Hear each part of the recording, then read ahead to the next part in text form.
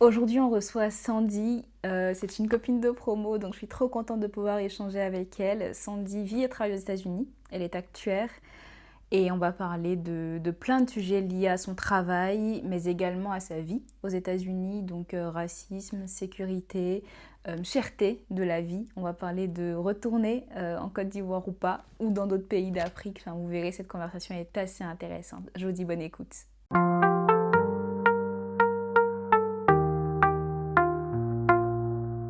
Sandy, comment tu vas?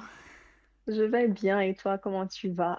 Ça va, ça va. En vrai, je suis trop contente d'enregistrer avec toi. On dit quoi? Nouvelle. Il n'y a rien d'extra. Comme tu peux le voir, tu vois dans mon background, il y a tellement d'affaires parce que je suis en déménagement. Donc, bon, voilà quoi. À part ça, je vais bien. Dieu fait grâce. Est-ce que tu peux te présenter, nous dire qui tu es et ce que tu fais? Donc, je suis Sandy Vinciane Asumu Sekatawa. Donc, voilà, tous ces noms-là représentent un tout petit peu qui je suis, je dirais. Et je suis ivoirienne, je vis aux États-Unis, je suis mariée, mère d'une enfant. Et voilà, salarié, je sais pas si je peux dire ça comme ça. Voilà, je travaille en tant qu'actuaire et voilà quoi, c'est un peu ce que je suis ou qui je suis. J'aime la vie, sincèrement. J'aime Dieu, j'aime les gens et j'aime ce que je fais, j'aime qui je suis et j'aime les personnes qui m'entourent. Donc aujourd'hui, j'exerce en tant qu'actuaire dans une compagnie de consulting aux États-Unis. Ça veut dire Donc je quoi? pense que je pense que c'est un peu ça en général, mais voilà, un actuaire, c'est une personne qui est, je dirais, un statisticien ou un mathématicien du monde du business. Je pense que c'est comme ça que je peux définir un actuaire. Donc, on travaille vraiment dans le domaine de l'assurance et tout. Enfin, donc moi, je travaille dans le domaine de la pension spécifiquement, donc la retraite, tout ce qui est, voilà, tout ce qui touche la retraite, c'est ce que je fais en général. Donc, lorsque les gens veulent prendre leur retraite, nous sommes des personnes qui calculent un peu combien ils vont avoir par mois durant leur retraite, voilà. Donc, si Hmm. un actuel travaille dans le domaine de l'assurance, donc dans le domaine de la voiture, enfin, les assurances de voiture, l'assurance que tu vois ou que tu dois payer par mois a été calculée par un actuaire. C'est la même chose pour dans le domaine de la santé avec les assurances de santé et tout. Donc, c'est un peu ça. Moi, j'aime bien dire que toutes les personnes dans le monde en général sont impactées d'une manière ou d'une autre par un actuaire. Et c'est une filière qu'on ne connaît pas beaucoup, mais voilà, on utilise tous des assurances, assurance santé, assurance maladie, etc., etc. Donc, voilà, donc c'est un peu ce que je fais. Voilà quoi. Tu vis et tu travailles aux États-Unis. Comment ça se passe là-bas? Comment on devient actuaire aux États-Unis? Donc, pour devenir actuaire aux États-Unis, c'est très différent de la France. Euh, Tu dois juste, sincèrement, tu peux avoir un bachelor en n'importe quelle filière. La clé pour être actuaire aux États-Unis, c'est de passer des examens d'actuariat. Donc, afin de pouvoir rentrer vraiment dans le domaine de l'actuariat en général, les compagnies veulent ou recherchent que, enfin, les personnes qui appliquent puissent avoir deux examens d'actuariat qui sont passés. Donc, en général, on cherche à ce que ces candidats-là puissent montrer un intérêt pour la filière de l'actuariat en passant ces examens.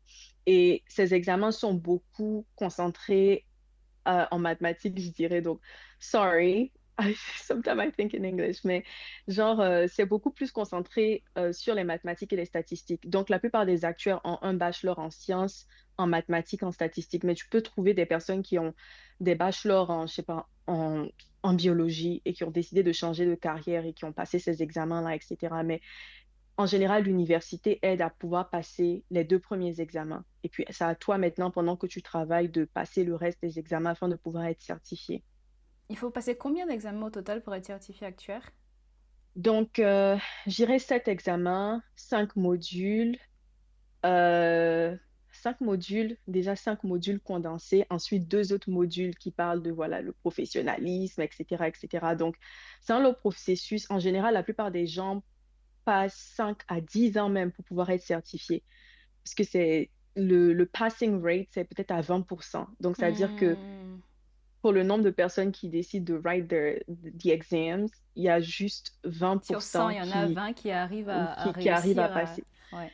Donc, c'est un peu ça. Et après avoir passé ces 7 examens, ces modules, etc., tu es associate. Maintenant, si tu vas aller au next level, pour devenir philo, philo, c'est plus d'argent, bien évidemment. C'est les CEO des grandes compagnies d'assurance, etc. Donc là, maintenant, tu dois passer encore, par exemple, moi, dans ma filière de pension, de retraite, etc., tu dois passer 4 examens et puis un module. Donc, ça dépend vraiment des aspirations de chacun. Moi, personnellement, j'aimerais être philo parce que j'aimerais avoir beaucoup plus, tu vois, d'argent. Mais il y en a qui s'arrêtent au niveau de associé. Dès qu'ils ont fini leurs 6 examens, leur module, ils s'arrêtent et puis voilà. Ok. Et du coup, toi, tu as mis combien de temps à en arriver là? Donc, moi, en ce moment, je dois encore passer 2 examens pour pouvoir être à mon associate level. Donc, j'ai passé 5 examens, j'ai passé mes modules. Donc, il me reste juste 2 examens afin de pouvoir, at least, être associate. Et puis après, je vais continuer pour être fellow, etc. Et puis à ce stade-là, tu restes dans la même entreprise dans laquelle tu es et puis ils te font passer un grade supérieur, c'est ça? Ouais, ça dépend vraiment de... Tu peux changer de compagnie. En général, les compagnies sponsorisent pour les examens d'actuariat parce que c'est très cher. Donc, J'imagine. voilà, tu peux changer de compagnie. L'incentive, je sais pas comment dire ça en La français, motivation. la motivation de rester dans la même compagnie, c'est que tu as des augmentations salariales à chaque examen que tu passes. Donc, c'est ce que j'aime bien dire aux femmes que si tu es forte en maths et tout et que tu aimerais être au contrôle de ton salaire, la filière d'actuariat, c'est bien parce que si tu passes 5 examens en un an, tu peux avoir plus de 30 000 $ de salaire qui augmente en fait. Donc, ça veut dire que tu peux contrôler un tout petit peu ce que tu gagnes. Tu peux avoir aussi un outlook on basically on your life because you know how much you're gonna earn. Donc voilà, c'est un peu ça. Tu peux changer de compagnie, mais c'est très compliqué de changer de filière. Par exemple, moi, je suis dans la filière de la pension. Si je veux me remuter dans la filière de, par exemple, les assurances vie, ce sera compliqué parce que j'ai pas vraiment l'expérience nécessaire pour ça. Donc, quand tu te transfères dans une autre filière d'assurance ou filière d'actuariat, tu repars quasiment en grade zero parce que tu dois apprendre encore tous les softwares, enfin, tous les terminologies, enfin, toutes les lois qui régissent en fait cette filière-là. Donc, c'est un peu ça, c'est compliqué. Je pense qu'en France, c'est beaucoup plus facile parce que je vois des personnes qui sont actuaires, ils ont juste quoi, un master, et puis ils font leur mémoire et tout, ils commencent à travailler. C'est pas trop compliqué. Mais je sais que par exemple, United Kingdom, en Angleterre, tu dois aussi passer des certifications Afrique du Sud, Inde, etc. Donc, je pense qu'il y a moins de régulation dans le domaine francophone que dans le domaine anglophone. En France, effectivement, j'ai eu l'occasion de discuter avec d'autres femmes qui sont chargées d'études actuarielles, mais pas vraiment actuaires, parce qu'il me semble qu'aucune d'entre elles n'a voulu ou pu, enfin, n'a passé le mémoire, mais elles ont un niveau master, en fait, soit dans je veux pas je veux pas dire n'importe quoi, mais elles ont fait des études niveau bac plus 5 en fait et elles ont un niveau de chargé d'études actuarielles et donc elles exercent auprès de compagnies d'assurance, mais elles n'ont pas passé leur mémoire, donc elles ne sont pas actuaires. Donc en fait, je pense que la différence, c'est que leur travail doit être validé, certifié par un actuaire. Euh, voilà, mais sinon, il y en a qui le vivent très bien, hein, qui n'ont Ouais, pas mais forcément besoin ou envie de... En tout cas, pas maintenant, mais c'est libre. Il me semble qu'il y a 8 écoles en France qui délivrent le titre d'actuaire. Et d'ailleurs, je m'y étais intéressée quand j'avais fait mon MBA, enfin, que je viens de finir d'ailleurs, parce que j'étais surprise de voir que c'est un MBA, donc on apprend tout ce qui est relatif au business, à la finance, au marketing, Mhm. mais que l'école faisait partie des 8 écoles qui pouvaient certifier que je suis actuaire à condition que je passe un mémoire. Alors que, enfin moi j'étais un peu surprise, je me suis dit donc ça veut dire que je peux faire tout et n'importe quoi, dans la mesure où je suis capable de délivrer, en tout cas si j'ai les aptitudes intellectuelles suffisantes pour délivrer un mémoire et soutenir devant un jury et qui certifie que je suis actuaire, en soi je peux peut-être bosser en tant qu'actuaire. Donc en France, c'est un peu plus simple, du coup, que dans le ouais, système anglophone. ouais. Comment on fait pour aller aux États-Unis? Il y a tellement de moyens pour aller aux États-Unis. J'ai parlé de la manière légale. Ah bah, oui, parce que bon, idéalement. Ouais, c'est ça. Donc, tu peux venir aux États-Unis en tant qu'étudiant, tu peux venir aux États-Unis en ayant une green card et tu peux venir aux États-Unis en ayant, voilà, trouvé un travail de là où tu es et puis D'accord. te faire sponsoriser par la compagnie et puis voilà, venir aux États-Unis. Donc voilà quoi. Ce sont les trois grosses méthodes efficaces et légales pour venir aux États-Unis. L'une des choses que j'aime aussi, c'est que lorsque tu viens en tant qu'étudiant, je pense que c'est difficile aussi de pouvoir rester aux États-Unis en tant qu'étudiant. Pourquoi? Enfin, pas en tant qu'étudiant après avoir eu ton diplôme, parce qu'on te donne un certain nombre de mois ou d'années afin que tu puisses trouver un travail. Mhm. Et bah, si tu peux pas, tu retournes, quoi. Donc, Mhm. c'est un peu le loophole there, mais voilà. En Et France c'est aussi, très c'est ça, compliqué hein. Il y a aussi une année qui de... s'appelle l'APS, Voilà, c'est autorisation ça. provisoire de séjour, il me semble, qui dure un an. Donc t'as un an pour trouver du taf. Si t'as pas trouvé, bon bah merci, au revoir quoi. Voilà, donc c'est un peu ça. Et ce qui est difficile, c'est qu'aux États-Unis, c'est très compliqué de trouver des compagnies qui te sponsorisent. En général, les compagnies qui sponsorisent sont de grosses boîtes, Hmm. vu qu'ils ont suffisamment de moyens pour, voilà, file paperwork and all of that. Donc, c'est assez compliqué pour certains étudiants de rester. Donc, il y a aussi la voie, OK, j'ai fini mon bachelor's, let me do my master's, just to delay. Et j'ai rencontré des personnes qui ont trois masters, quatre masters, parce qu'ils veulent vraiment rester aux États-Unis et qui n'arrivent pas forcément à trouver du travail ou une compagnie qui va les Hmm. sponsoriser. Yeah. C'est si difficile que ça de trouver du travail là-bas après ses études? Comme je dis, si tu es étudiant international, ça sera compliqué pour toi dans la mesure où bah, tu dois trouver une compagnie qui va vouloir te sponsoriser, qui va vouloir mettre leur argent, qui va vouloir bet on you. Donc, ce Ça sont coûte vraiment cher pour les... les entreprises de sponsoriser. Ouais, ça coûte cher. Et puis, tu dois aussi leur donner l'assurance que tu vas produire du travail parce qu'ils investissent leur argent en toi pour que tu puisses rester. Donc, tu dois aussi leur prouver que voilà, tu vas apporter de la valeur à la compagnie, etc. Donc, il y a des compagnies, par exemple, ils vont sponsoriser.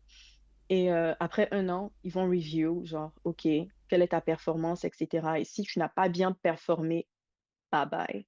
Si tu as bien performé, tu peux continuer, etc. Donc, c'est assez compliqué, je dirais, pour les étudiants internationaux, mais voilà, il y a plein il y a plein de moyens d'en trouver, networking. Si tu, par exemple, tu es dans le domaine de l'ingénierie, par exemple, tu peux te connecter avec d'autres étudiants internationaux ingénieurs qui ont pu rester aux États-Unis.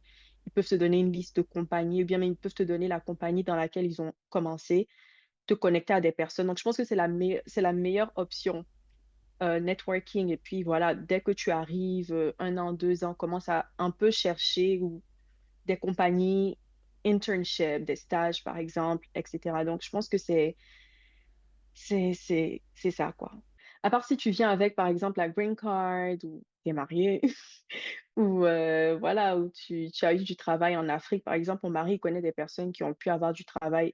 Bon, il vient d'un pays anglophone, bien évidemment, donc sûrement ça a aidé, qui ont pu avoir du travail de là où ils étaient en Ouganda et qui sont venus aux États-Unis pour travailler sans avoir besoin de paperasse. Mais ils travaillaient beaucoup dans le domaine de l'international.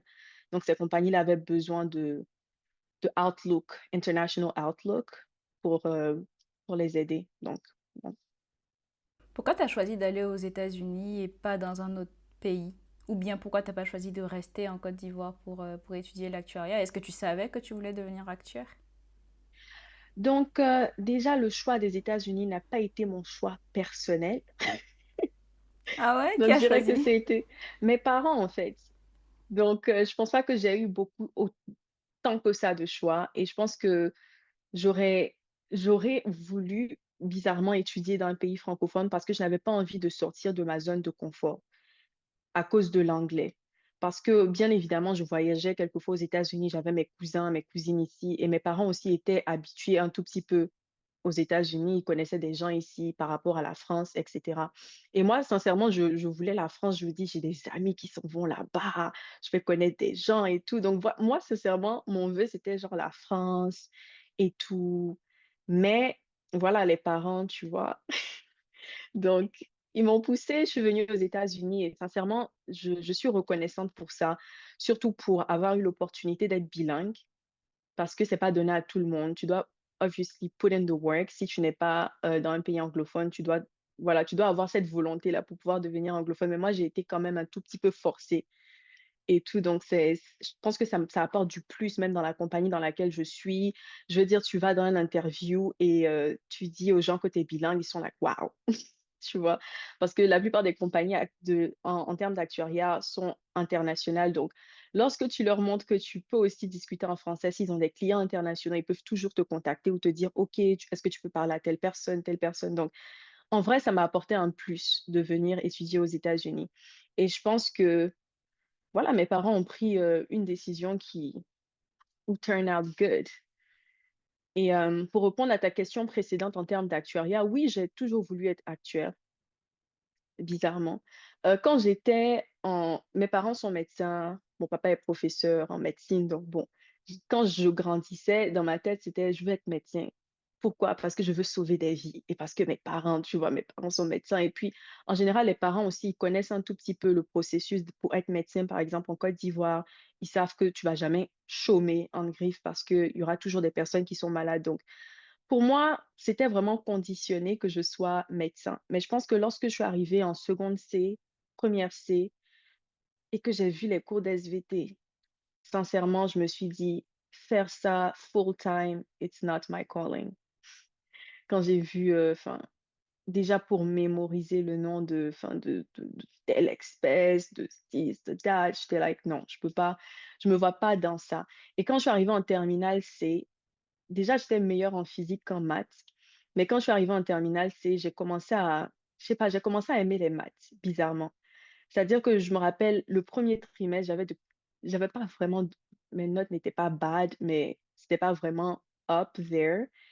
Mais je me rappelle un jour, c'était en décembre 2015, je me rappellerai toujours de ce moment. J'étais assise après avoir reçu mes moyennes du premier trimestre et je me suis dit: «Non, I gotta» les maths, c'est coefficient 5 en fait, je dois relever mon niveau de maths et j'ai commencé à m'intéresser parce qu'en général, avant, ce que je faisais, c'est que je réfléchissais pas à tant que ça aux bases, en fait, du processus mathématique, c'est-à-dire le pourquoi derrière plein de principes.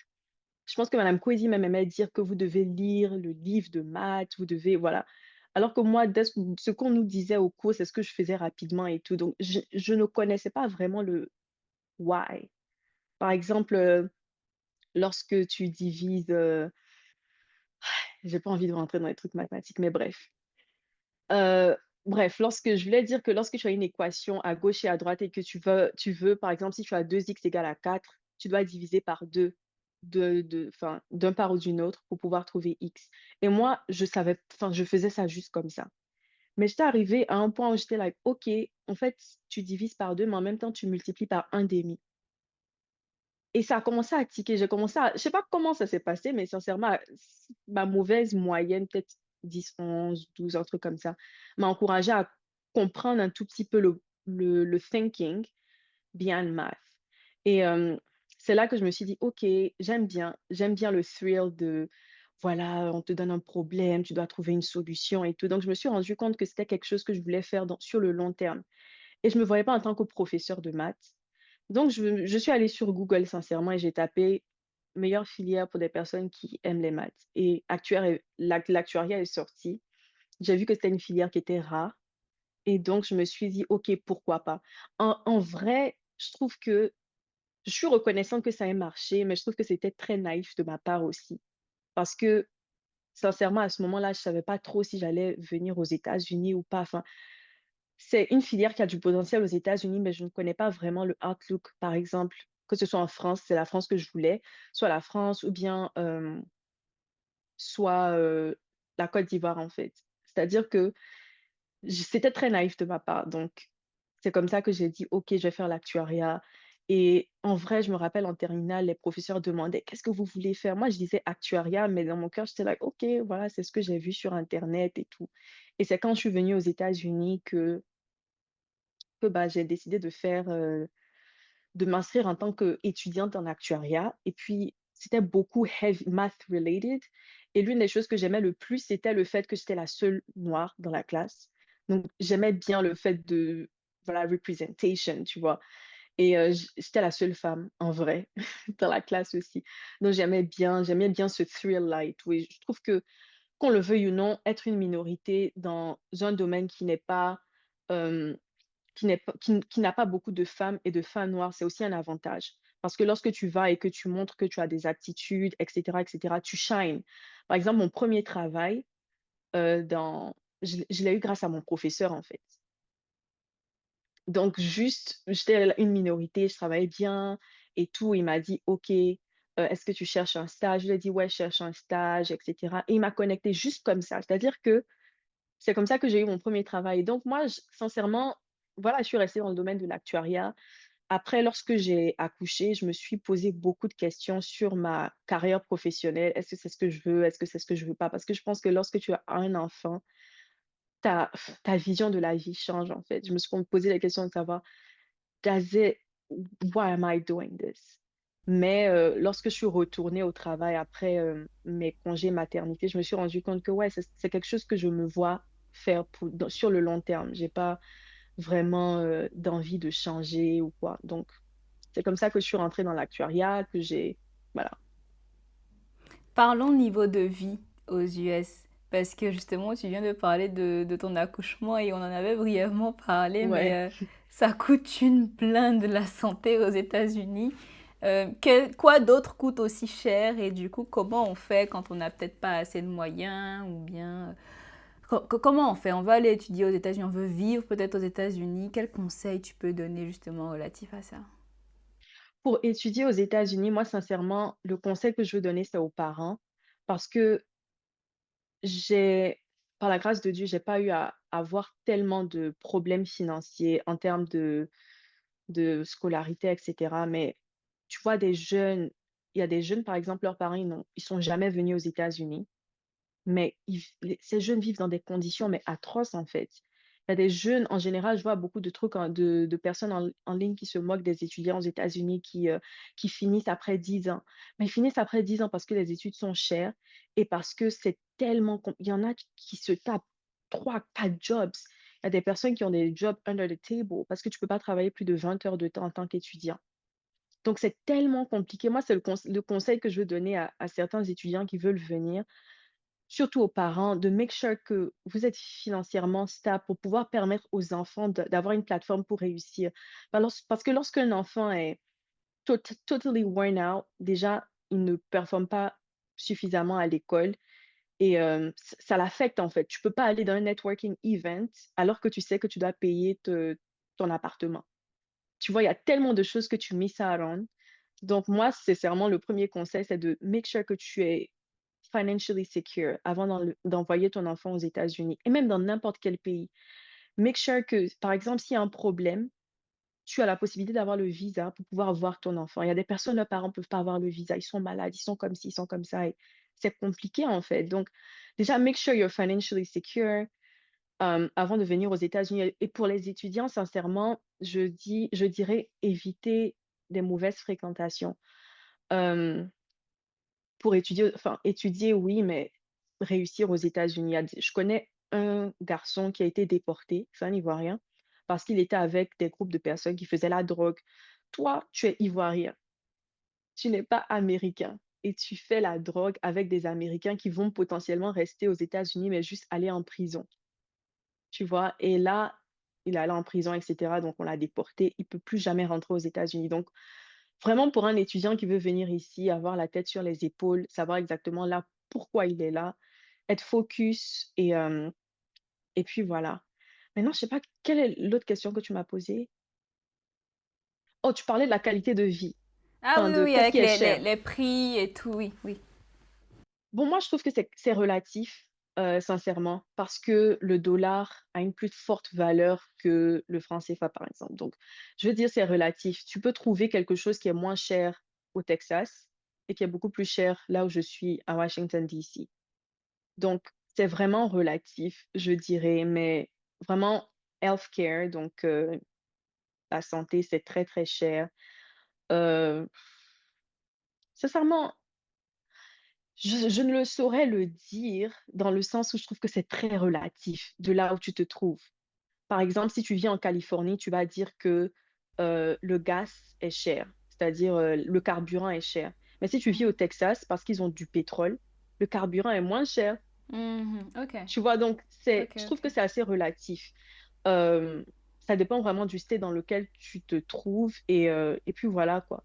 Sincèrement, l'un des conseils que je peux donner, c'est vraiment budget. Fais ton budget et tout.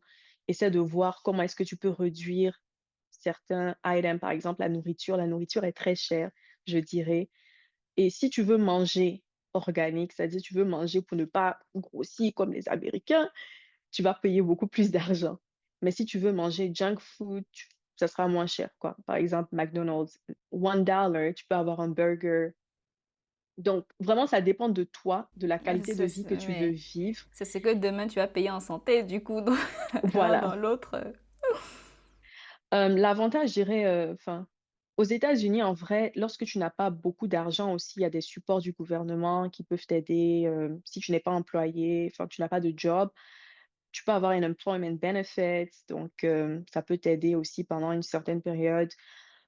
Tu peux aussi avoir free health insurance, donc si tu tu n'as pas de travail et cetera, ou bien tu n'as pas beaucoup d'argent, tu la santé, ça coûte pas cher pour toi et si, tu as 65 ans et plus, donc dans l'âge de la retraite, tu as aussi l'opportunité d'avoir un healthcare qui est gratuit. Mais c'est entre, voilà, les jeunes entre 25 ans, 22 ans et puis voilà, 65 ans. Là, tu vas payer en général si tu as un bon salaire ou voilà, si tu es middle class. Comment t'as fait pour t'accommoder à la langue quand t'es arrivé au début? Je dirais que tu es forcé. Il y a pas de choix en fait. You gotta do what you gotta do. Je me rappelle quand je suis allée à l'université et tout. Enfin, déjà, je suis allée en community college. Donc ici, il y a four-year college et il y a two-year college. Donc moi, je suis allée en two-year college au début. Et puis après, je suis allée au four-year college. Donc le two-year college, c'est beaucoup plus restreint. Déjà, j'étais dans le même two-year college que Khadija, à quand vous René, par exemple. Donc Ah, je pensais que c'est j'ai... vrai, je savais pas Ouais, qu'elle était aux US à ouais, on Cambourg. était dans Ok, le ok. même campus. Donc, je voulais aller en France parce que je pensais que j'allais connaître des gens, mais en vrai, voilà, what are the odds? But anyways, donc j'étais dans le two-year college et tout. Et je me rappelle, j'étais allée au admission office. Et il y a une personne, il y a un monsieur qui est venu, il m'a parlé. Et sincèrement, j'ai rien compris. Je pensais que c'était l'anglais des Mr. Berg, que j'allais comprendre et tout, mais sincèrement, la personne a parlé.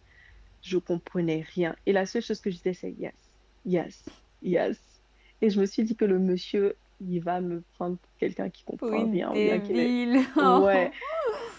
Et donc, bon, avec le temps, enfin, tu commences à t'adapter, tu t'adaptes beaucoup plus. L'une des choses qui m'a aidée, c'est de rejoindre un club. C'était un club d'étudiants internationaux qui était dirigé par des blancs, enfin, des blancs, mais des Américains blancs qui vous, c'était des bénévoles, je dirais, qui voulaient aider les étudiants à s'intégrer. Donc, on faisait tellement d'activités. Et je me rappelle ici à Thanksgiving, et c'était en novembre, et je suis arrivée aux États-Unis en août. Et tu vois, en tant que francophone, la plupart de mes amis étaient francophones aussi. Donc, déjà, vu que l'anglais à l'école, c'était beaucoup plus écrit, même si, voilà, il y a le professeur qui te parle, you can get away with it. Parce que, en tout cas, l'anglais écrit, c'était beaucoup plus facile pour moi que le comprendre, entendre et tout, et discuter. Donc, je me rappelle, il y avait un événement en novembre, Thanksgiving, et on devait aller avec ce groupe-là enfin, je dirais un village. C'est-à-dire eux, ils n'utilisent pas de voiture. Aux États-Unis, ils n'utilisent pas de voiture, ils n'utilisent pas d'électricité. Ils sont en griffe naturelle, ils utilisent des chevaux pour se déplacer. Ah ouais? Ouais, c'était en Philadelphie, enfin, à Pennsylvanie, Lancaster. Donc, c'est vraiment leur ville et tout. Ils s'appellent les Amish. Donc, on devait aller là-bas et au début, je voulais pas aller. Ma maman m'a dit non, tu dois aller, tu dois tout le temps, toi, on te parle c'est en français seulement que tu parles et tout. Et je pense que c'était là le déclic parce que je suis allée Et j'étais allée, il y avait un gars dans le groupe qui était burkinabé et on nous mettait en griffe par, je dirais par location, c'est-à-dire ils vont mettre les Africains ensemble, ils vont mettre les Asiatiques ensemble, et cetera. Et moi, je voulais être avec le burkinabé, puis ils m'ont dit: «Non, on va te mettre avec une Asiatique». Donc là, c'est à ce moment-là que j'étais forcée de parler pendant une semaine. J'étais forcée de parler avec ma famille d'accueil, discuter, parce que je pouvais pas rester silencieuse, en fait. Et je pense que c'est à ce moment-là qui a été le déclic pour moi, en termes d'adaptation, linguistique. Donc je dirais si quelqu'un vient étudier aux États-Unis, et reste avec tes amis, je dirais africains francophones parce que vous comprenez beaucoup plus, mais sors de ta zone de confort. Parce que je pense que ça a été beaucoup mon problème, le fait de sortir de ma zone de confort, et cet événement-là m'a montré que en fait I can do it, tu vois? Vu que j'étais dans un environnement où je pouvais pas forcément parler français, et donc c'est à ce moment-là que j'ai commencé à sortir de ma zone de confort, à discuter avec les gens, à essayer d'écouter des trucs en anglais parce qu'avant j'étais vraiment, voilà, francophone, francophone, francophone et tout. Et puis c'est à ce moment-là que j'ai commencé à écouter des trucs en anglais, à discuter avec des gens, ne pas avoir peur de, c'est-à-dire, si je dois appeler un customer service, ton cœur bat parce que tu te dis: «Ils vont parler, qu'est-ce que tu vas dire et tout?» Mais c'est à ce moment-là que j'ai commencé à me dire: «OK, I can do it». Et l'une des choses que j'apprécie le plus ici aux États-Unis, je sais pas comment c'est en France, mais je pense qu'en tant que personne qui a vécu aux États-Unis, on a toujours ce truc-là pour dire que les Français sont pas si exigeants que les anglophones. Par exemple, aux États-Unis, tu fais une erreur, bah, ils s ça ne leur dit rien, ils vont te dire: «OK, you got this, you got this». Je pense que je suis aussi biaisée de mon expérience, en Côte d'Ivoire, où si quelqu'un casse français, on commence à se moquer de la personne, tu comprends rien, alors que si tu casses anglais, ils vont te dire: «No, you got this». Voilà comment on dit et tout, voilà, voilà, voilà. Et en fait, c'est encourageant. Et l'une des choses qui m'a le plus marquée ici aux États-Unis, c'est de voir les Ghanéens. Par exemple, je vois beaucoup d'Africains francophones, dès qu'ils arrivent à l'aéroport en France: «Ah ben, tu vois l'accent ivoirien, il disparaît». Et quand tu discutes avec eux, ils te disent que en vrai, les Français, par exemple, disent que c'est compliqué de comprendre lorsque les Ivoiriens parlent. Mais ici, je te parle de quelqu'un qui parle avec son accent ghanéen, il est là pendant 10 ans, ça change pas. Mhm. Pourquoi? Je pense que peut-être parce que les États-Unis, c'est un pays qui rassemble tellement de personnes de tout horizon qui sont beaucoup plus understanding. Mais voilà quoi, c'est l'observation que j'ai eue. Je sais pas, qu'est-ce que tu en penses? Bah écoute, là, ça va nous mener direct à la question, moi, qui m'est venue à l'esprit sur le racisme après. Mais en France, après, le français, c'est quand même une langue qui est assez compliquée. Ouais, Donc, je pense qu'il y a beaucoup d'efforts aussi pour la préserver. Et donc, ouais. c'est vrai qu'en France, les gens sont très pointus sur la langue. Et dès que tu t'exprimes différemment d'eux, ils te classent.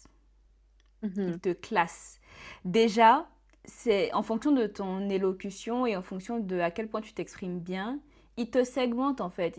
Toi, tu es quelqu'un de banlieue, toi, tu es quelqu'un qui habite dans Ah quel ouais. quartier, toi qui habites... Déjà, c'est que, donc si tu es noir et que as un accent, on va dire, ok, toi, tu viens déjà même, enfin, déjà quand tu es noir, c'est Ouais, problématique. Mais en plus, si tu es noir et que tu t'exprimes comme quelqu'un qui vient d'un pays d'Afrique noire, ça pose problème. On ouais, te, même moi, c'est un truc que je trouve dommage et j'ai envie de dire que c'est juste stupide. Franchement, très honnêtement, je trouve que c'est stupide parce que le plus important, c'est de se comprendre. On est là pour communiquer, pour échanger. Le plus ouais, important, c'est de se comprendre. Mais il y a des gens, par méchanceté, ils entendent très bien ce que tu dis, ils comprennent très bien ce que tu dis, vous avez utilisé les mêmes mots, mais juste parce que ça sonne pas dans son oreille comme il a l'habitude d'entendre le français, il va prétendre ne pas comprendre. Ça se fait, c'est classique. Ou bien il va adapter son comportement avec toi comme si tu étais bête, quoi. Ou bien comme si... Enfin, donc ça, c'est assez prononcé en France. Et je pense que c'est la raison principale pour laquelle, une fois en France, c'est difficile de garder son accent. Moi, quand je suis arrivée à Angers, mes premières années, bon, déjà, moi, je suis pas une go nouchi nouchi. ouais. Never. Never has been. Déjà de base. Mais du coup, je m'exprime Ouais, correctement, genre tu t'exprimes normalement. normalement. Ton accent n'a pas changé du tout. Ah, c'est vrai, tu trouves? Bon, Dieu Non, merci. pas du tout. Mais quand je suis arrivée, je me suis enfin, en échangeant avec des gens, ils trouvaient que, enfin, ils avaient du mal à me comprendre. Et je sais que la première personne qui m'a dit ça, je lui ai dit, tu es sûr que tu ne comprends pas ce que je dis? Il dit, si, j'ai compris. Ah, là, t'as compris, non? Du coup, pourquoi tu prétends ne pas comprendre ce que je dis juste parce que j'ai pas exactement le même accent que toi? Enfin, ça n'a aucun Yeah, but- sens. Ça n'a juste aucun sens. Donc, je sais que ça existe en France. Donc, il y a le fait qu'ils vont prétendre ne pas comprendre, ils vont te catégoriser. Donc, pour faciliter les choses, les gens essaient de copier l'accent français. Ouais, I mean, you have no choice. Si tu veux t'intégrer, voilà, t'as pas de choix. Oui, oui. Après, je sais qu'il y a une différence sur la vitesse. Moi, c'est quelque chose qui m'a interpellée quand je suis arrivée. Je trouvais qu'en Côte d'Ivoire, on parle français, mais on parle plus vite que les Français français. En Côte d'Ivoire, on oublie certains mots. Tellement tu Bah, veux déjà, il y a des mots arriver qui à la fin, disparaissent. il y a Donc... des mots qui disparaissent. même dans la, ça s'appelle la vélocité, dans la vitesse d'élocution, je trouve qu'on parle plus vite. Et donc, certains trouvaient que je parlais trop vite, je parlais trop rapidement. Du coup, je Mhm. m'amusais, je les disais, mais c'est parce que mon cerveau tourne plus vite que vous. Mais... parce que au début, ils arrêtaient pas de faire des blagues racistes, des blagues si, des gens. J'étais en classe, on éteint la lumière. Oh, on te voit plus. Et puis ils rallument. Sérieux? Je te jure, je te jure. Donc après, j'étais à Angers. J'ai pas envie de trouver d'excuses parce que vraiment, il n'y en a pas. Mais à Angers, j'ose croire que j'étais dans une classe avec des gens qui étaient pas trop ouverts d'esprit et qui n'ont pas Mm. beaucoup vu d'étrangers, encore moins de noirs. Donc, je sais pas si c'est, enfin, je sais pas si ça les défend, mais du coup, je n'hésitais pas à les tacler comme ça, à me foutre un peu de leur gueule quand c'est possible, parce que juste ça m'ennuyait et c'était mon mécanisme de défense en fait. C'était ma façon de leur montrer que vous n'avez pas le droit de me parler comme vous me parlez parce que je vais pas juste rester dans mon coin et puis accepter, subir. Non. Je suis pas venue pour ça déjà. Donc la première chose que j'ai faite, c'est déjà par mes résultats, parce que j'étais arrivée un peu en retard, j'avais 2, 3 semaines de retard, et quand je suis arrivée, déjà il y en a qui disaient oh, on pensait que tu y arriverais jamais parce que vous, dans vos pays, c'est peut-être compliqué. On ne sait même pas si vous avez la possibilité de faire des démarches. J'étais avec des gens vraiment bons. Donc, je suis arrivée, j'avais quelques semaines de retard. Mes premiers devoirs, j'ai majoré. Comme ça, voilà, je dis, bon, moi, je ne suis pas venue pour Ouais, m'amuser avec vous. Je viens, j'ai le meilleur résultat et puis on passe à autre chose. Donc là, ça a instauré un peu de respect, déjà. voilà, beaucoup de Et, respect. ah, mais parce qu'après, à ce moment-là, j'ai trouvé déjà que leur façon de discuter avec moi était différente, hein. Là, ils s'intéressaient beaucoup plus à moi plutôt que juste de faire Des blagues et tout. des blagues, dire des trucs qui n'ont ni queue ni tête. Enfin, bref. Donc, un, je suis venue pour travailler, donc je travaille et puis je montre que je ne suis pas venue pour rigoler avec vous. Et deux, quand ils faisaient leurs blagues bizarres, je leur répondais. Ils ne restaient pas dans mon coin à me torturer l'esprit, à me... Non, non, non, non, non. Je leur montrais que je ne suis pas venue pour rigoler avec vous. Donc, en tout cas, c'est mon expérience en France. C'est pas pareil pour tout le monde. Moi, j'étais à Angers, donc ceux qui sont à Paris ont une expérience différente parce que c'est beaucoup Différent. plus cosmopolite. Donc, comment toi, tu as vécu ça à Washington? Pour moi, je dirais que, sincèrement, ce que tu as décrit, je n'ai jamais, c'est-à-dire, j'ai jamais expérimenté ça. Après, il y a plus de Et noirs aussi aux US, j'ai envie de dire. ouais, par C'est exemple, peut-être on ça. parle beaucoup de racisme aux États-Unis, mais on oublie qu'il y a un président qui était noir dans l'histoire des États-Unis, dans un pays à majorité blanc. C'est-à-dire que les Noirs uniquement en eux-mêmes, n'auront pas eu l'opportunité de l'élire en tant que président Mhm. enfin, par leur S'il y propre avait que pouvoir. qui votait, Il y quoi. avait que Ouais. qui votaient, en fait. Il y a aussi des Blancs qui l'ont voté, qui l'ont approuvé.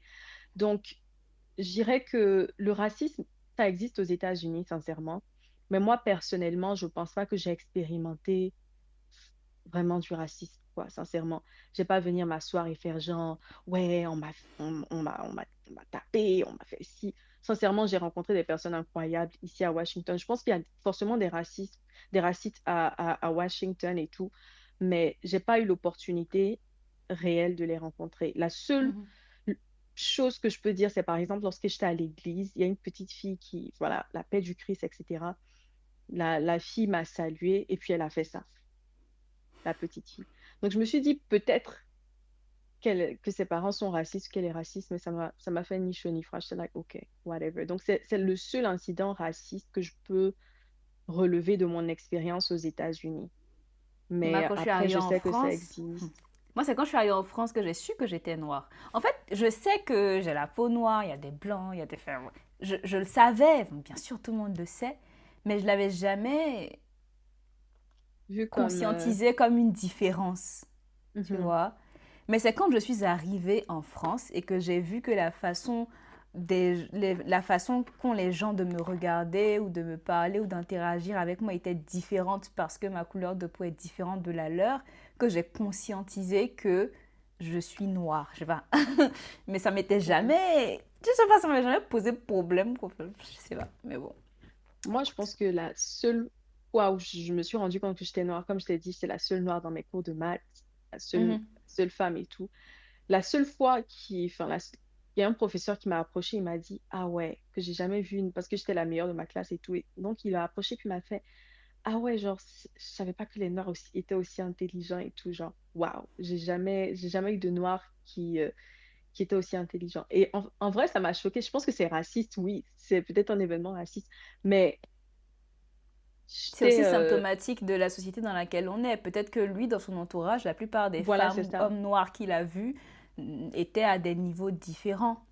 Ouais, c'est ça. Donc, ça l'a étonné. Moi, ça m'a choqué. J'étais like, OK. I mean, je suis contente de représenter ou bien de changer ta manière de penser sur les Noirs.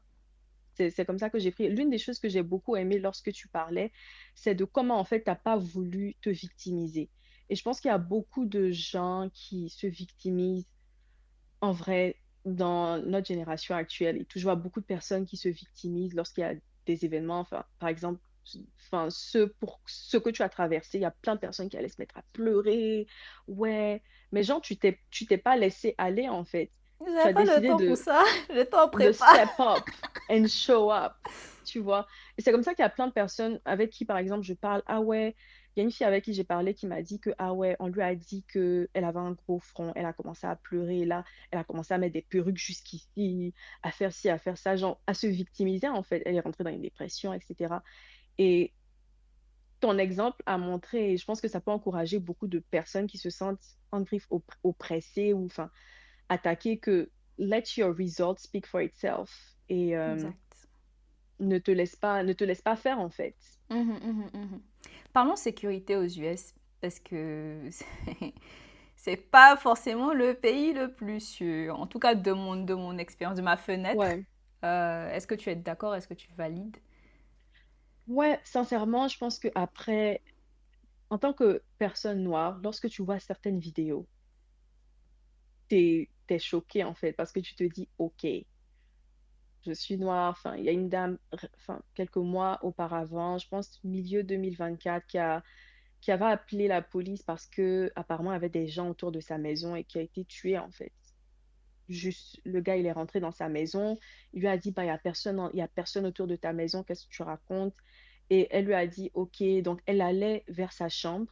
Il lui a demandé ses documents administratifs, un truc comme ça. Elle allait vers sa chambre et elle avait de l'eau qui bouillait.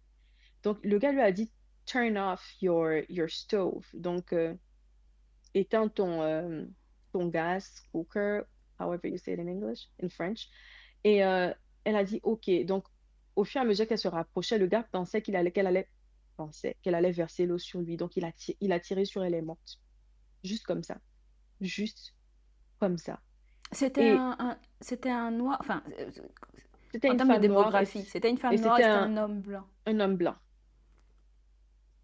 Et donc, quand tu vois ce genre d'incident, c'est vrai qu'au niveau sécurité, surtout en dehors de ça, même juste les écoles.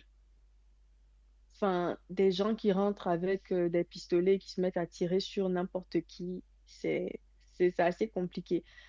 Donc, je pense que c'est pas le pays le plus secure, je dirais, à cause de... Je pense qu'il y a deux visages à ça. Lorsque toi, tu as une arme chez toi à la maison, tu es secure. Tu Parce en que as tu sais une, que... toi? Non, pas du tout. Justement. Mais genre, je veux dire que lorsque quelqu'un vient chez toi, tu sais que tu vois, tu peux te défendre. Mais lorsque tu n'es pas forcément strapped, bon. t'es pas forcément secure. Il y a aussi à la police, les interactions avec la police. Avec tout ce qu'on voit, c'est compliqué.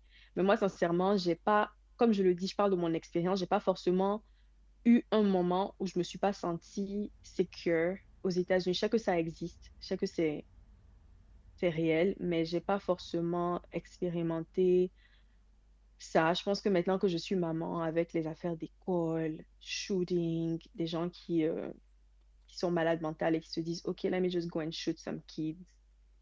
Bon, c'est un peu ça, c'est un peu ça ma peur, mais en vrai, non. Du coup, tu prévois rentrer en Côte d'Ivoire ou dans un autre pays d'Afrique bientôt? Pas, enfin, j'aimerais, comme je le dis, j'aimerais bien rentrer en Côte d'Ivoire si j'ai la même qualité de vie ou enfin, disons le même salaire que j'ai aux États-Unis, chose qui est quasi impossible. C'est possible, mais je veux dire, la probabilité que j'ai ça est faible, tu vois?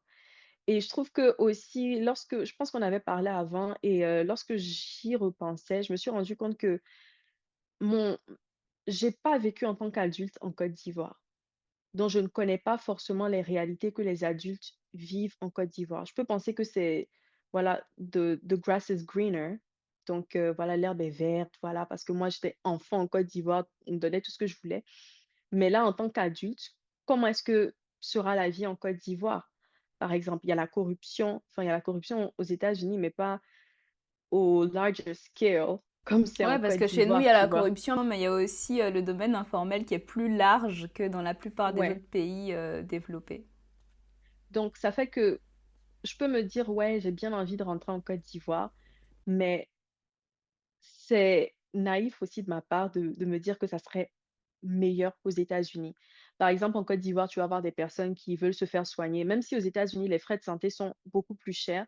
Tu te fais soigner, qu'importe ton mot, ton mal, tu te fais soigner. Mais en Côte d'Ivoire, par exemple, tu dois donner, je sais pas, il y a des personnes qui font des posts et qui disent: «Ouais, le docteur, il veut pas voir ma maman, bien mon frère et cetera parce que on n'a pas payé suffisamment, pour, ce truc ou ça». Donc il y a ce côté-là, tu te dis oui, tu te dis que l'herbe est beaucoup plus verte. Par exemple, ici, aux États-Unis, lorsque tu appelles une ambulance, en 1 à 2 minutes, ils sont là.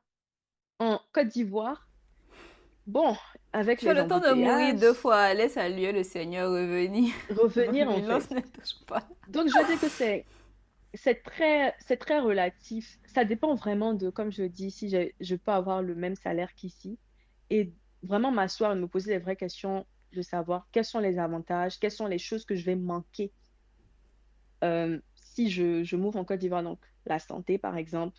C'est pour ça que malheureusement, plein de présidents africains se font soigner à l'extérieur. Donc, quels sont les services que je vais avoir en termes de santé? Oui, j'ai vécu en Côte d'Ivoire, donc je suis en vie. Mais je veux dire que maintenant que je suis habituée à un système qui est beaucoup plus dynamique, comment est-ce que sera mon intégration lorsque je vais retourner? Je me rappelle quand je suis retournée en Côte d'Ivoire, je trouvais que les choses étaient trop slow. Mhm. Tu vois, les gens, tu discutes avec des gens, c'est comme si you have time. Et je me rappelle, enfin, je suis retournée en Côte d'Ivoire, j'ai vu certains cousins, cousines, whoever. Et je me suis rendu compte que la seule chose, aux États-Unis, ici, je parle avec des gens et j'ai des constructions qui sont constructives. J'ai des discussions qui sont constructives. En Côte d'Ivoire, oh, tu as vu ce buzz-là? Tu as vu telle personne qui a fait ci? Genre, je me dis, is it all we're going to talk about? Tu vois? Bon, je pense que peut-être c'est l'entourage dans lequel j'étais ou quoi.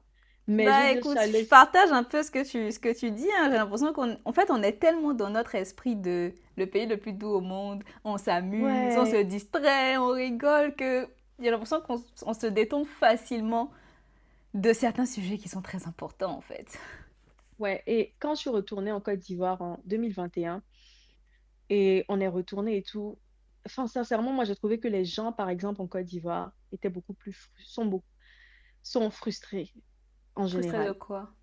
Par exemple, mes petites sœurs sont allées aux movies, Au au cinéma? cinéma. Et donc, aux États-Unis, tu parles avec une personne âgée et la personne value ton opinion. Tu n'es pas diminué par rapport à ton âge ou bien par rapport à la manière dont tu... Donc, mes petites sœurs étaient avec leur iPhone. Que vous vous prenez pour qui? Vous pensez que vos parents ont l'argent dans ce pays, c'est pour ça que vous arrivez 5 minutes en retard. Et elles étaient choquées, en fait. Et quand elles m'ont fait le compte rendu, j'étais like, tu vois, genre... Donc, il y a ce petit truc-là qui me dérange un tout petit peu, le fait que, voilà, quelquefois, ton opinion n'est pas value. Je me rappelle même au niveau de mon entreprise, à cause de cette mentalité-là et tout, il y a des opportunités que tu ne veux pas prendre que, ah ouais, j'ai pas à dire à cette personne qui est âgée que son travail n'a pas Hmm. été de bonne qualité, comment la personne va le prendre et tout. Alors qu'ici, ils sont même contents que tu viennes leur dire que, OK, tu as fait ci ou ça qui n'est pas bon et Parce que tout, c'est une voilà façon comment pour eux de progresser, de de s'améliorer. progresser. Mais en Côte d'Ivoire, tu vas avoir des personnes qui sont frustrées. Ah ouais, comment est-ce que tu me parles? Je suis plus âgée que toi. Donc, il y a domaine entreprise, pour moi, ça, c'est ma peur de rentrer en Côte d'Ivoire, genre, à ce niveau-là. Mais la Mhm. seule chose qui me ferait rentrer en Côte d'Ivoire, c'est l'aide, vu que j'ai un enfant. Donc, vraiment avoir de l'aide autour de moi pour pouvoir m'aider dans mes tâches quotidiennes, etc. Et voilà, les valeurs aussi, le fait que j'ai grandi dans ma culture, je sais d'où je viens, etc. Donc, ce sont des choses qui vont un tant soit peu m'encourager à retourner en Côte d'Ivoire. Mais après qu'on ait discuté et avec du recul, je me suis rendu compte que j'ai pas vécu en tant qu'adulte. Je connais absolument pas comment est-ce que les prix des maisons sont. Est-ce que c'est plus Mhm. abordable? J'ai vu récemment sur Internet que c'est beaucoup plus facile ou moins cher d'acheter des maisons aux États-Unis, en France même apparemment, qu'à Abidjan. Mais en général, le hub de plein d'activités économiques ou bien de grosses boîtes à Abidjan, en fait. Donc, est-ce Mhm, que si je mhm, rentre à mhm. Abidjan, am I going to rent for life? Tu vois, genre, il y a tellement de questions. Tu te dis, OK, si je Après, rentre... enfin, là sur ce sujet, il y a éventuellement la culture du télétravail. Est-ce que là-bas, c'est aussi développé pour que tu partes te prendre une maison quelque part perdue, pas à Voilà, Abidjan, mais du coup loin, mais du coup, tu as de l'espace, tu peux payer moins cher que ce que tu aurais payé à Abidjan, mais travailler full en télétravail éventuellement. Enfin, tu vois. Donc, il y a tellement de questions à se poser sur le move en Afrique que je trouve hmm, que, bah, à part si vraiment tu as la conviction que, OK, je move en Afrique, this is it. Mais lorsque moi, sincèrement, je prends du recul, je me rends compte que it's beautiful, mais il y a aussi le revers de la médaille c'est vrai. qu'il faut pas ignorer. Si tu as conscience du revers de la médaille et que tu prends la décision de move, OK. Mais c'est vraiment naïf de se dire, OK, je vais avoir voilà, des personnes qui vont m'aider à la maison, c'est moins cher. How cheap is C'est ça, it? c'est relatif, hein, à quel point c'est moins cher, À mais... quel point c'est moins cher et tout. Donc, Parce que je dis, justement, tous ceux qui c'est sont en Côte d'Ivoire se plaignent que la vie devient de plus en plus chère, plus en particulier cher. à Abidjan, donc... ouais. Donc, je trouve que voilà. Mais par exemple, en Ouganda, donc dans le pays de mon mari, pareillement, en fait, je trouve que c'est ce même genre de questions-là. Moi qui parle pas forcément, parce que eux, ils parlent, par exemple, comme au Sénégal, ils parlent le Wolof, eux, ils parlent une langue locale. Donc, forcément, je comprends pas la langue locale, il y a l'adaptation. Et même lui, aller en Côte d'Ivoire, apprendre le français, c'est possible. Parce il y a plein de footballeurs qui vont de pays en pays, qui apprennent la langue. Donc, c'est possible. Mais je veux dire, à nos deux niveaux, il y a ce domaine Mhm, mhm. d'adaptation de la langue, adaptation de la culture, etc. Donc, j'aimerais bien retourner en Afrique, mais j'y pense, mais au fur et à mesure que j'y pense, je me rends compte qu'il y a tellement de choses que je dois considérer que j'ai pas forcément considérées. Mhm, mhm. Comment tu as fait, d'ailleurs, on parlait, comment tu as fait pour concilier ton début de vie de famille avec ton début de vie professionnelle?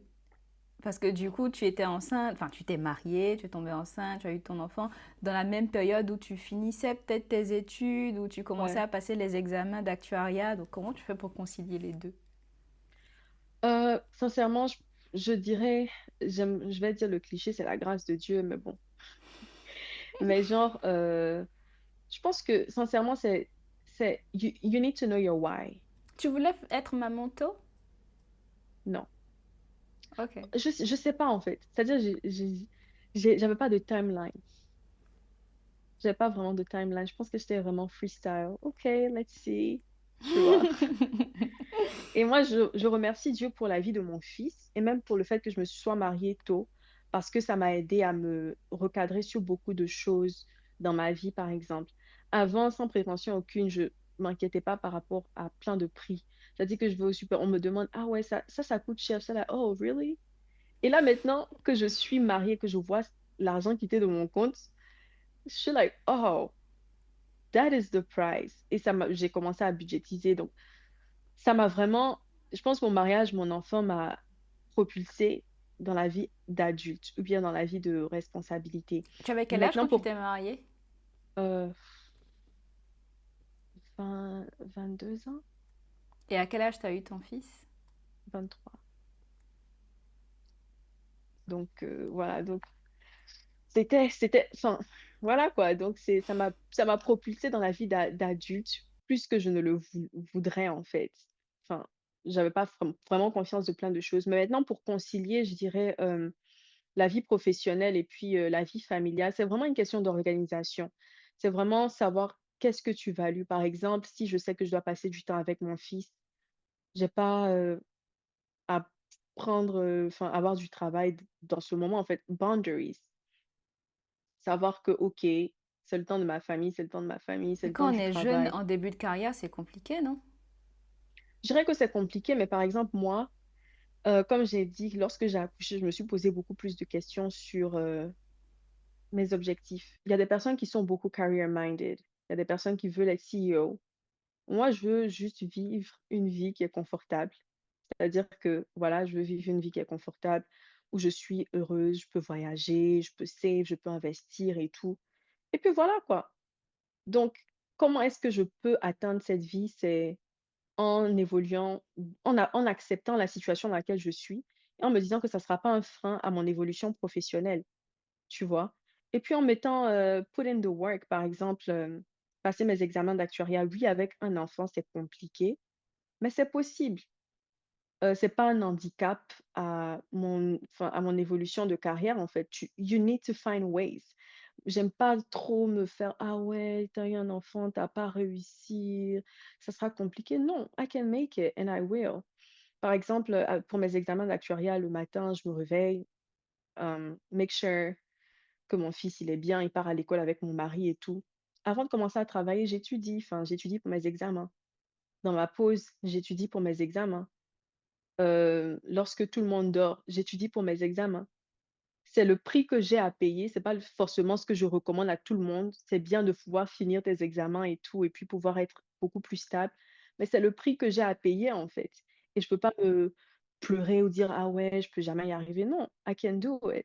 Je dois juste m'organiser, je dois juste avoir le support autour de moi, mon mari, mes parents, je veux dire, le daycare, les parents de mon mari. Je veux dire, tu dois avoir le support autour de toi, pouvoir t'aider à évoluer, en fait. Donc moi, personnellement, niveau carrière, je suis pas quelqu'un qui veut: «Ah ouais, moi je veux être, le CEO de XYZ et aller sur CNN et tout». Non, je contrôle mon salaire aussi, il y a cet aspect-là avec mes examens. Donc voilà quoi. Sincèrement, voilà. Ok, très très clair. Alors, on arrive sur la fin, parce que toi, tu dois retourner bosser Ouais. pour gagner de l'argent. J'oubliais. Est-ce que ça paye bien, du coup, d'être actuaire aux US? Ouais, je trouve que ça paye bien, ça dépend de ce que la définition de chaque personne en termes de Par exemple, bon paie. si tu veux parler chiffres, en sortant d'école, ton premier job en tant qu'actuaire, avec, bon, tu me diras en fonction du nombre d'examens du coup que tu as validé, mais c'est quoi les tranches de salaire? Je dirais, par exemple, lorsque tu sors, ça dépend effectivement de la filière d'actuariat dans lequel tu te trouves. La plupart des actuaires qui gagnent le plus d'argent sont les actuaires qui sont dans le domaine des voitures et tout, voitures, assurance voiture, maison, vu que eux, sincèrement, il y aura toujours des voitures, il y aura toujours des maisons. Donc eux, ils gagnent beaucoup plus d'argent. Ensuite, assurance vie, assurance maladie aussi aux États-Unis, ça paye bien. Je dirais que lorsque tu sors avec 2 examens, tu peux te faire entre 60 000 $ par an et peut-être 70 000, 75 000, dépendamment de la compagnie et de comment tu négocies ton contrat. Et en général, après chaque examen que tu passes, tu peux augmenter ton salaire de 4. Donc Voilà, tu peux augmenter ton salaire de 4%. Il y a des compagnies même qui offrent des bonus, c'est-à-dire, OK, tu as passé, first pass bonus. Donc il y a aussi ce incentive-là et tout et puis tu peux continuer d'évoluer et tout. Mais je pense que l'actuariat, c'est un métier qui paye, je dirais le plus et bon, pas le plus, mais qui paye bien. Il y a aussi le fait que, en général, la plupart des personnes qui partent à l'école, prennent des student loans, ici des prêts et tout pour étudier. Mais ici avec, un 4-year degree, tu peux avoir si tu finis tes fellowships et si tu es au fur et à mesure que tu évolues, donc tu es actuarial, ça dépend vraiment de d'où tu te trouves. Actuarial analyst, senior actuarial analyst, donc en plus, des examens que tu passes au fur et à mesure que tu as une promotion ou une évolution, il y a aussi, ton salaire qui augmente. Donc en plus de c'est un tout, en fait. Donc au fur et à mesure que tu évolues dans ta carrière, je pense que ça aussi la longévité. Donc au fur et à mesure que tu évolues et cetera, tu peux aller dans les 200 000 $. Il y a des médecins qui gagnent 150 000 $. Je veux dire, faut dire que et ils ont beaucoup de dettes, ils vont beaucoup plus longtemps à l'école et cetera. Donc il y a aussi ce confort-là et voilà, je me dis que tu vis bien. J'aime aussi le work-life balance parce que, par exemple, comme je prends l'exemple de médecin parce que mes parents sont médecins et c'était une filière que je regardais aussi vu qu'eux, ils connaissaient un tout petit peu le processus. Mais par exemple, les médecins, ils vont travailler Christmas Day. Les pilotes, ils vont travailler, Christmas Day, par exemple, où tu veux passer beaucoup plus de temps avec ta famille. Alors qu'un actuaire, bah non, t'es off, you enjoy yourself with your family. Donc, je pense que j'aime bien work-life balance. Et puis, tu as le contrôle sur ton salaire. Et puis voilà quoi. Donc, je pense que ça paye bien. Et l'une des choses que j'aime beaucoup avec le domaine de l'actuariat, c'est que tu travailles de manière remote. En général, bon, pas en général, mais il y a beaucoup d'actuaires qui travaillent de manière remote, donc télétravail. Et ça fait que, par exemple, si, je vis à DC, la qualité de vie enfin, la cherté de la vie à DC est beaucoup plus élevée que celle d'une personne qui vit, au Kansas. Mais si je m'ouvre au Kansas, ma mon salaire va pas diminuer, en fait. Donc je peux avoir beaucoup plus de valeur de mon dollar. Hem Et même des personnes qui vivent au Kansas, ils peuvent avoir un salaire comme une personne qui vit à DC si la compagnie est based in DC. Donc il y a aussi cette flexibilité-là qui aide niveau Niveau salarial, niveau salaire. niveau salaire, voilà. Donc c'est un peu ça. Je trouve que ça paye bien, sincèrement. Je trouve que c'est une bonne career field si tu aimes les maths et que voilà quoi. Ok. Alors, j'ai une liste de questions. 10 questions. Il n'y a pas de piège, hein. C'est des questions assez simples. J'aimerais que tu répondes rapidement en un mot. OK. C'est quoi ton plat ivoirien préféré? Aloko, Ah, toi, tu es une fille bien. Ouganda ou Côte d'Ivoire? Côte d'Ivoire. Ton pire défaut selon toi? J'irais perf il y a 2 ch enfin, perfectionniste ou, je dirais peur, donc peur de sortir de sa zone de confort. Mhm, mhm, ok.